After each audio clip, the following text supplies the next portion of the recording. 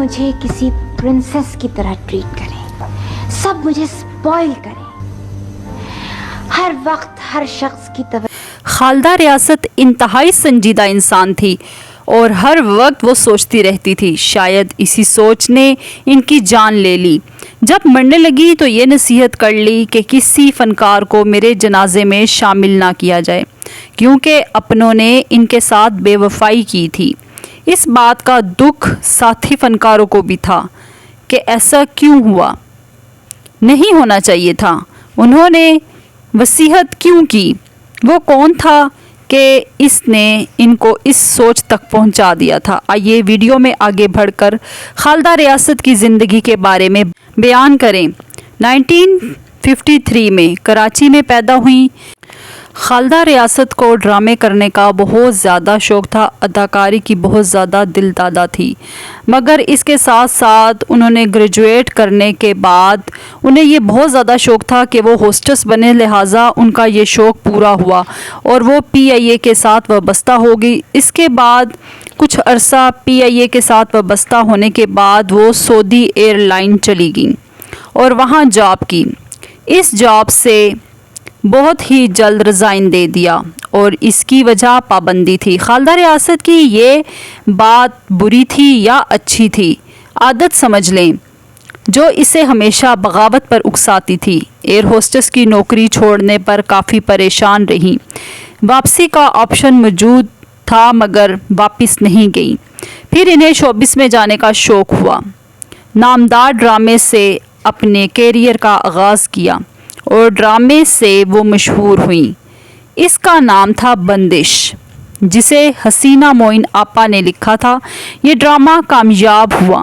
बड़ी बहन आयशा वो पहले से ही शोबिस में थी, इसलिए इन्हें ज़्यादा कोशिश ना करनी पड़ी। बंदिश ड्रामे की वजह से वो मशहूर हुई, जिसकी वजह से 70 और 80 की दहाई में ड्रामों का हिस्सा बन गई। खालदा रियासत के मशहूर ड्रामे माली, दो किनारे, नामदाद, बंदिश, खोया हुआ आदमी, हाफ प्लेट खालदा रियासत का आखिरी ड्रामा था। अब तुम जा सकते हो। जी हाँ, उन्होंने लाजवाल ड्रामे किए और दर्जनों ड्रामे किए। उन्होंने संजीदा ड्रामों के साथ साथ कॉमेडी ड्रामे भी किए। 80 की दहाई में खालदा रियासत ने बहुत अच्छा काम किया। खालदा रियासत को ये शर्फ हासिल हुआ कि वो 1975 में जब रंगीन ड्रामे बने तो उन्होंने उसमें भी काम किया। रंगीन ड्रामे जिसका नाम था फूल वालों की सैर। इस दौर में उज़्मा गिलानी भी थी। खालदा रियासत बहुत बर्दाश्त वाली औरत थी, जिन्होंने अपने दुख अपने तक ही महदूद रखे। खालदा रियासत ने इस वक्त के मशहूर डायरेक्टर प्रोड्यूसर सरमद भाई से शादी कर ली।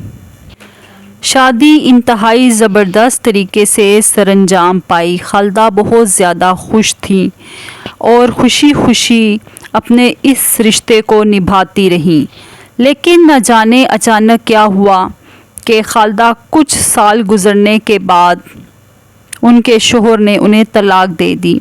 जिस तरह शादी खामोशी से हुई थी, इसी तरह तलाक भी खामोशी से हो गई। इसके बाद खालदा रियासत की पीपल्स पार्टी के मशहूर सियासतदान मखदूम फैसल साले से शादी हुई।